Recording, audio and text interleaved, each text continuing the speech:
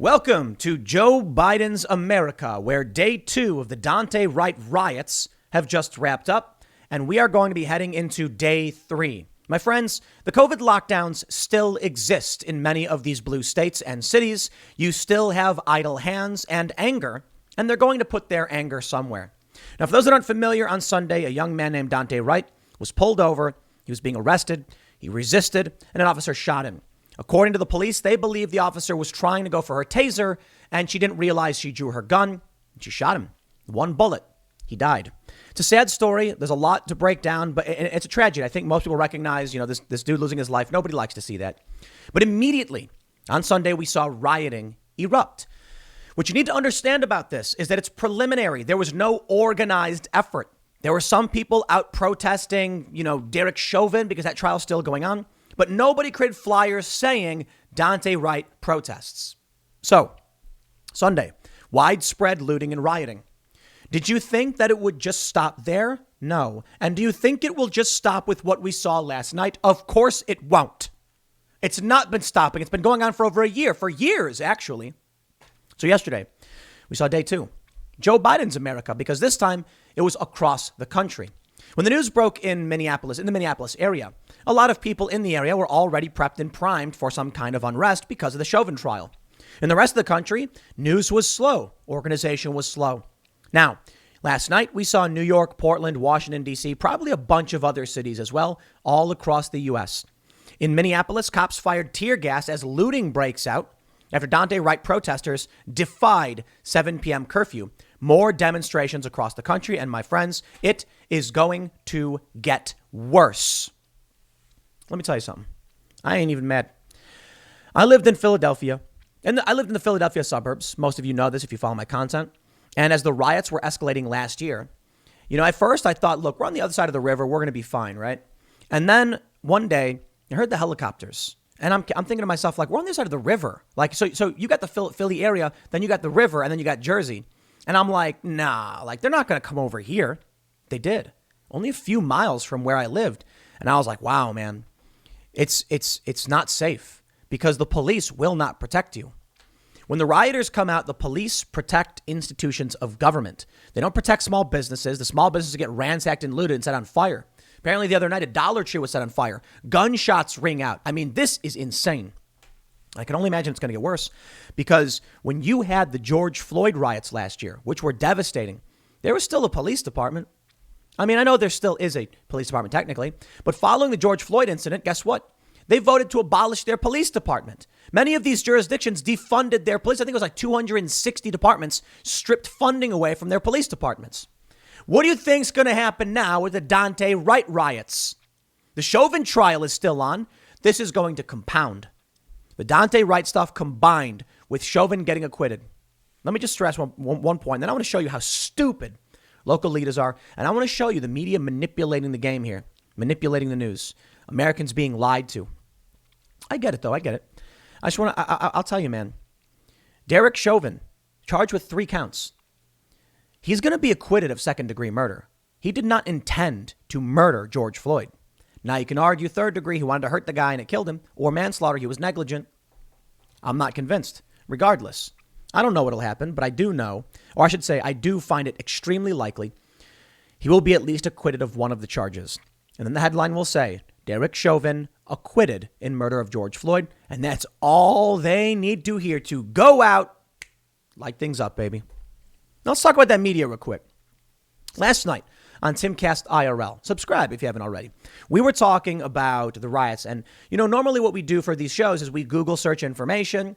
Not necessarily all the time, but, we'll do a preliminary Google search among looking at a bunch of other direct news sources. And I noticed something interesting. I was like, let's see if there's more riots just outside of this Minneapolis one. So I did a Google search for the word riots. And you know what comes up? The top 4 posts. Capitol riots, January 6th, 3 months ago. And I'm like, wait, what? Do you know what comes up right now if you Google search riots? Here it is. Violent riots in Northern Ireland. The ghosts of Northern Ireland. Why Northern Ireland? This is a news section right now on Google for riots. Judge releases Trump appointee charged in Capitol riot. The first 4 stories. And then live updates, Minnesota police rioters clash. All right. To be fair, This one's at least the second hard search result. But the top stories they give you are Northern Ireland, Belfast. And so then Ian on the IRL pointed something out. I think, no, I'm sorry, it wasn't Ian. It was a super chat. They said, you're supposed to search for peaceful protest, Tim. And I was like, no, that's a meme. But it's true. The media is overwhelmingly calling the massive destruction peaceful protest. Check this out. The top story.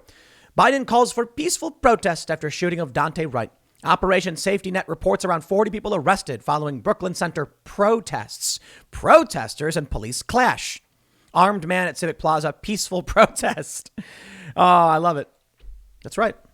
Peaceful protests. My friends, I give you Mayor Mike Elliott in what may be the most glorious media coverage tweet of any politician I have ever seen.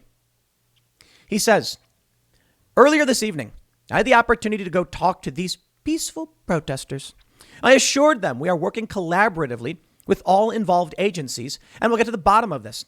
Our city is calm now. Thank you all who came out to peacefully protest and then went home. Oh, Mayor Mike, the peaceful protesters, they're just so awesome, aren't they? They're so peaceful that you literally wore a ballistic helmet to come out and talk to them. You duplicitous politician. We'll just call him what he is. My friends, I kid you not.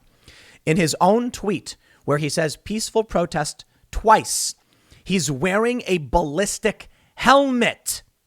I'm sorry. I've been to many peaceful protests. I can't recall ever needing a ballistic helmet.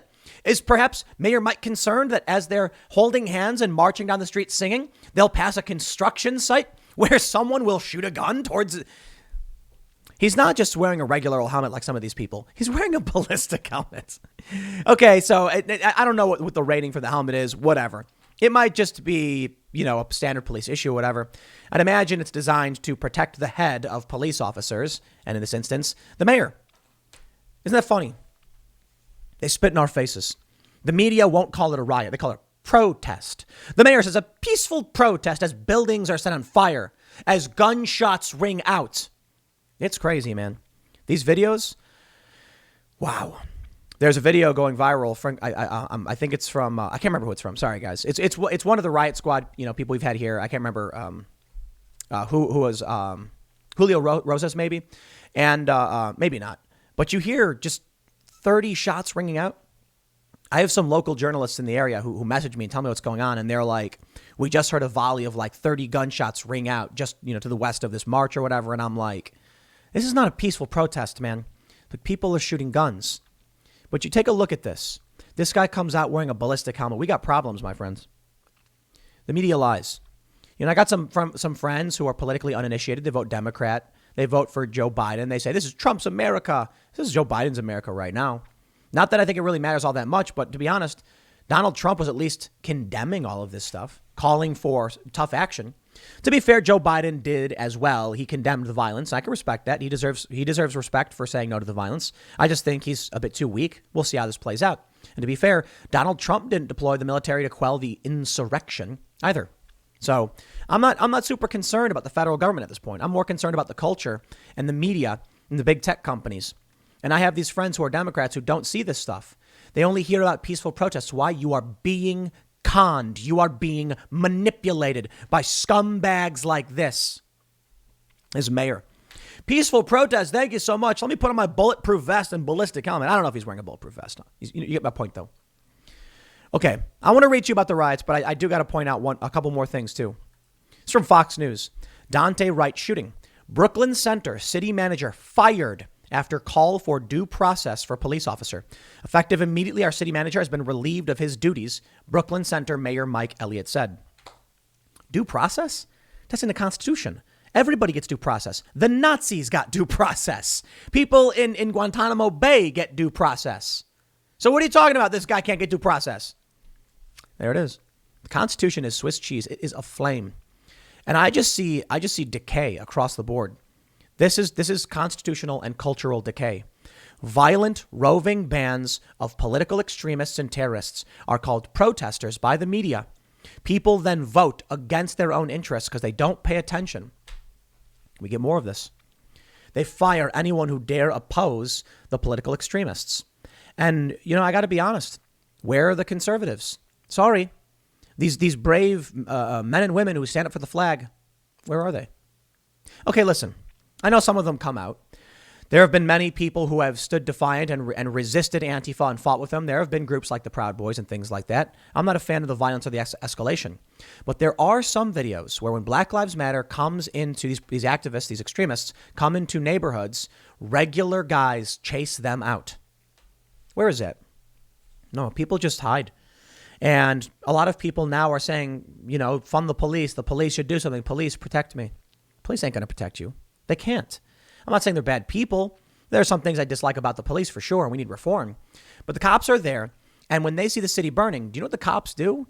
Well, they may corral, they may direct the riots, they may make arrests. These photos and videos exist. Of course, we know this happens.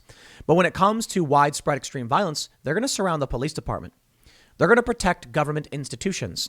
And they're going to tell you, I'm sorry, we saw it in New York. It's amazing. At the height of the George Floyd riots in New York City, I remember this one lefty dude. It was this lefty journalist guy posted that people were fighting each other and had knives in his apartment building in New York. And he called the 911 and they were like, what do you want us to do? And he was like, help. And the lady was like, the city is under attack, sir. What would you have us do? Yeah, nothing. Hey, but y'all voted for that. Take away your guns, right? So how about this? You want to live in a big city. You want to vote for these politicians. When they come and burn down your neighborhood and you say, help, police. And they're like, hey, we ain't got enough police to help you. What's that? Take care of it yourself? You don't got any way to defend yourself? Too bad. Weapons are illegal. Knives are illegal for the most part in these places. What do you do? I guess you got a frying pan to protect yourself with. Good luck. That's why I get out of these places. It's tough. It is. Because, I can say where the conservatives at. Well, they're in places out in the middle of nowhere, and they're going to defend their property and their community. They're not in these big cities.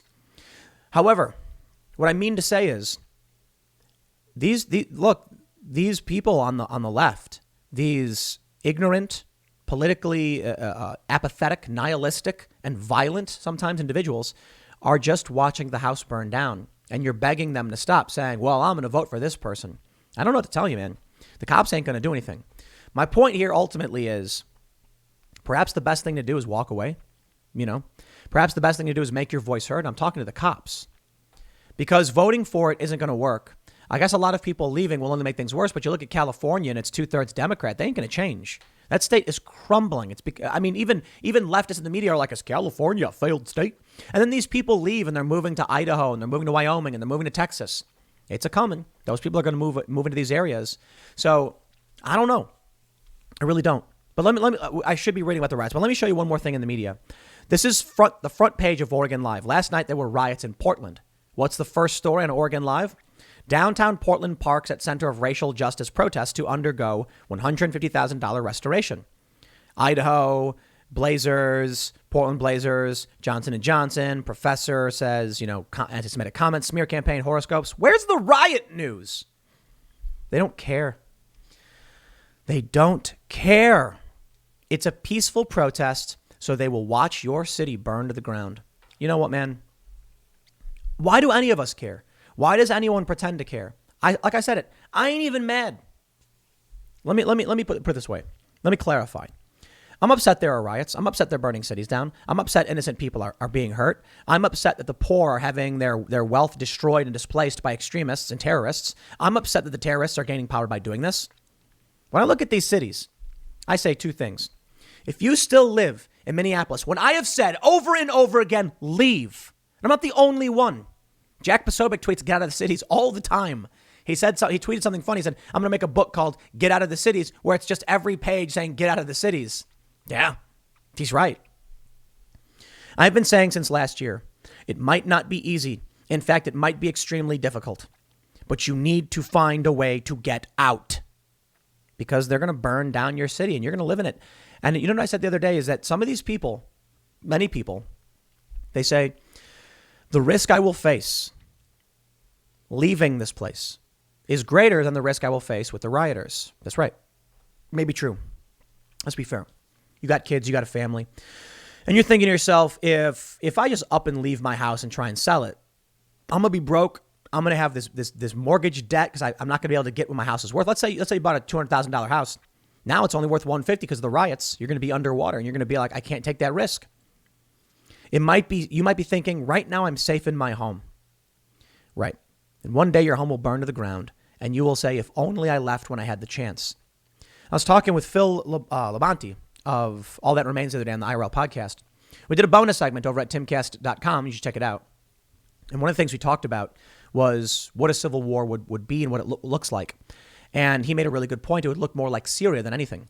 A lot of people are just too blind to see what's happening, and they assume that these riots that are sweeping across the country are going to be, they assume, for one, nothing's really bad's happening. They'll blow over. And many people feel that like civil war is actually going to be two factions marching towards each other in the street. When Phil said it's going to be more like Syria, what was it, 24 factions all hating each other and fighting each other and the government? Just widespread, disparate factional violence. I think that's entirely possible. I don't know for sure. I'm just saying.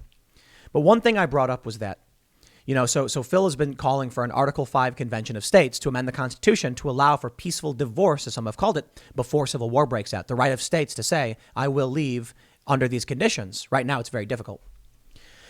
And I was like, what's going to happen, man? There will never be, there's not going to be an Article 5 Convention of States. You need 34 states to start a convention and 38 to approve amendments. And it will override the federal government, basically. And I said, it won't happen until there is some kind of civil war. Civil war could be one Antifa faction in Portland firebombing a police station for a year. It could be another Antifa faction in Minneapolis attacking police departments. And they did. In Brooklyn Center, apparently, or somewhere nearby, a police station was shot up on Sunday. There was a drive-by and they fired into the police station. People aren't going to call for a convention until the war reaches their steps. The Republican legislatures aren't going to call for it. I believe 15 conservative states have called for it and 5 blue states have called for it. Or I should say, there's been an effort by progressives to call a convention of states. So far, 5 have signed on, and the conservative effort has 15. Less than half of what they need on the conservative end. Combined, a little bit more than half, maybe they can call a convention. When the gunfire reaches your home, that's when regular people who don't care are thrust into the fray and they say, what's happening? The media said it was a peaceful protest. Well, the media lied to you. They didn't tell you that gunshots were ringing out. How many shots were fired at the Capitol? A handful. And it was because a Capitol police officer killed Ashley Babbitt. Now, there's a lot wrong with what the people did at the Capitol. There's a riot. How many shots have been fired at these Black Lives Matter protests? Thousands? What about at the Chaz, where the security guards unloaded for like 10 minutes, hundreds of rounds into an SUV, killing 2 teenagers? You want to call that an insurrection? But that was at night. I know a lot of people who voted for Biden. They don't know any of that happened because the media lies to them. So what do? We try to inform. You take a look at what happened with Kyle Rittenhouse, and they'll scream all day and night about how he was nasty and evil. Now you've got Daunte Wright. He was pulled over for a gun. Hey, man, I'm all about the 2A. Most people don't know. And so what's happening right now is you've got people like us who are watching the news and paying attention, and we're saying something must be done. Or we're saying get out of the cities, protect yourself and your family, and be prepared for mass civil unrest. This year, I think, will be substantially worse than last year. Last year, the George Floyd riots ignited, and they were bad. Following that, we saw the police get defunded, or in some instances, partially abolished. Now we're going to have these same riots. Why? Because there are a lot of police in this country. There are a lot of people in this country. And sometimes people get shot and killed. Sometimes it's an accident. It will happen. There's no way it can't.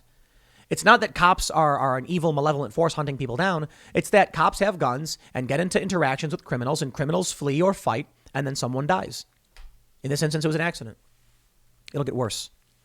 But I'll go back to that point I was making about the Civil War stuff. You're in Minneapolis. You're in the Minneapolis area. You're in Minnesota.